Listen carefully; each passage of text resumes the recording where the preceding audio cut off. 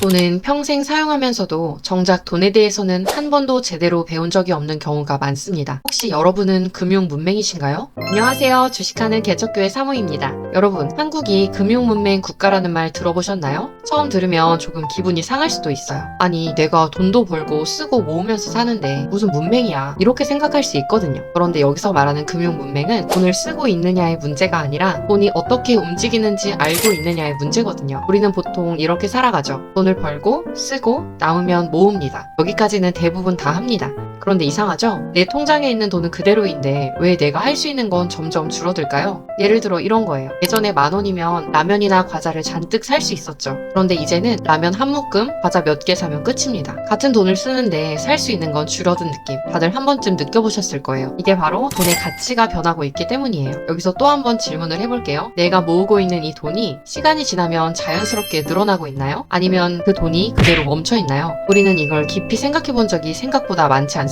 같은 직장을 다니는 두 사람이 똑같은 월급을 받았는데 어떻게 관리했냐에 따라 시간이 지나고 나서 전혀 다른 결과를 마주할 수 있다는 거죠. 저도 비슷한 경험이 있습니다. 예전에 보험을 2개 들었어요. 노후 준비라고 생각했고 안정적인 방법이라고 믿었습니다. 그래서 7년 동안 성실하게 넣었습니다. 그런데 어느 순간 문제를 느끼고 결국 해지를 하게 됐죠. 결과는 1,000만 원 손해였습니다. 사실 손해 자체보다 더 충격적인 건 그 전까지 저는 이게 노후 준비를 위한 최고의 방법이라고 생각했다는 거죠. 만약 이 돈을 보험이 아닌 다른 방법으로 했다면 어떻게 됐을까요? 지금 생각해보면 열심히 살지 않아서 생긴 문제가 아니라 금융에 대해 모르고 있었던 겁니다. 이게 금융 문맹입니다. 돈을 안 벌어서 생기는 문제가 아니라 돈이 어떻게 움직이는지 모른 채 살아가는 상태인 거죠. 그리고 생각해보면 조금 이상한 점이 있어요. 우리나라가 문맹률이 가장 낮다는 건 알고 계시죠? 글씨 배우는 건 너무 당연하게 생각해요. 그런데 금융을 배우는 건 왜 이상하게 느껴질까요? 돈은 평생 사용하면서도 정작 돈에 대해서는 한 번도 제대로 배운 적이 없는 경우가 많습니다. 돈에 대해 공부를 해보니 제가 그동안 착각하고 있었다는 걸 알게 됐어요. 저는 돈을 잘 모은다고 생각했지만 사실은 가치가 떨어져서 어딘가 구멍으로 새고 있었던 거죠. 그래서 결국 이 질문이 남았습니다. 나는 지금 잘 모으고 있는가? 아니면 그냥 모으고 있는가? 두 번째 질문이 나의 답이라면 아직 금융 문맹일 수도 있습니다. 하지만 금융 문맹은 똑똑하지 않아서 생기는 것이 아니에요. 단지 한 번도 제대로 배운 적이 없어서 생기는 거죠. 여기서 지금 나는 잘 모르겠는데 이 생각이 들었다면 이제는 금융 문맹에서 탈출해야 할 때가 아닐까요? 그리고 금융 문맹이 기독교인에게 더 취약할 수 있겠다는 생각이 들었습니다. 우리는 종종 이런 말을 들어요. 하나님이 채워주신다. 욕심내지 말자. 물질에 매이지 말자. 맞는 말입니다. 그런데 이 말이 잘못 적용되면 돈에 대해 그저 무지한 사람이 돼버릴 수 있다는 거죠. 신앙이 있다고 해서 돈 없이 살아가는 사람이 있나요? 그런데 성경을 보면 하나님은 우리에게 무지를 원하시지는 않습니다. 오히려 맡겨진 것을 지혜롭게 사용하라고 말씀하시죠. 돈을 사랑하는 것은 문제지만 돈을 모르는 것은 또 다른 문제일 수 있어요. 우리가 살아가는 삶 속에서 시간과 재정도 하나님이 우리에게 맡겨주신 하나의 자원이라고 생각합니다. 그래서 저는 신앙이 있기 때문에 돈을 생각하지 않는 것이 아니라 오히려 신앙이 있기 때문에 더 지혜로워야 한다고 생각해요. 완벽하게 아는 것은 어렵지만 적어도 내가 무엇을 하고 있는지, 내 돈이 어떤 구조 속에 있는지는 한 번쯤 생각해봐야 하지 않을까요?